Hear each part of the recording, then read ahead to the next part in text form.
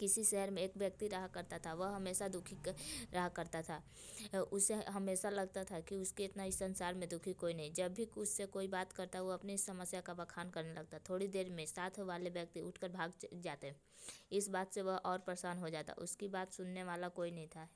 एक दिन उसे पता चला कि कोई महात्मा आने वाले हैं जिनके पास सभी समस्याओं का समाधान हुआ करता है। यह जानकर महात्मा के पास पहुंचा और महात्मा के साथ हमेशा एक काफिला चला करता था जिसमें कई सारे ऊँटे भी थे। महात्मा के पास पहुंचकर उस व्यक्ति ने कहा, गुरुजी, मैं आपका बड़ा नाम सुना हूँ कि आप सभी समस्याओं का समाधान करते हैं। मैं बहुत दुखी हूँ। मेरे इर्द गिर्द बहुत सारी समस्याएं रहती हैं।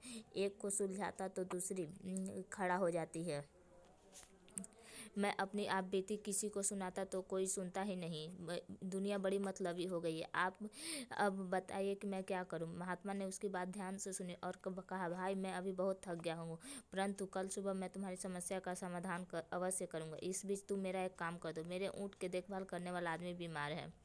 आज रात तुम उसे देखभाल कर दो। जब सभी ऊँटें बैठ जाए तो तुम सो जाना। अगले दिन महात्मा ने उस आदमी को बुलाया। उसकी आंखें लाल थी। महात्मा ने पूछा, तो बताओ, कल रात कैसी नींद आई? व्यक्ति बोला, गुरुजी, मैं तो सोया ही नहीं।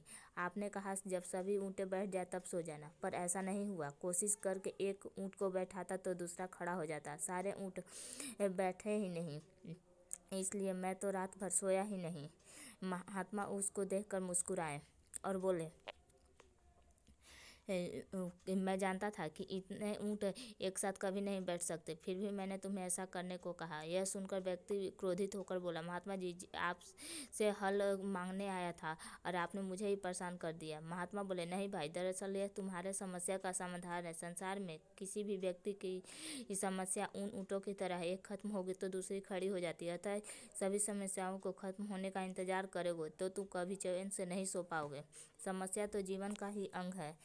इसे महसूस करते हुए जीवन का आनंद लो। जीवन में सजग रहने का यही सही उपाय है। दुनिया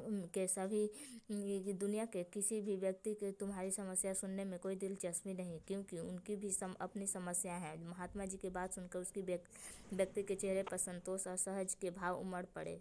मानो उसे अपनी समस्या से निपटने का अचूक मंत्र प्राप्त हो गया हो।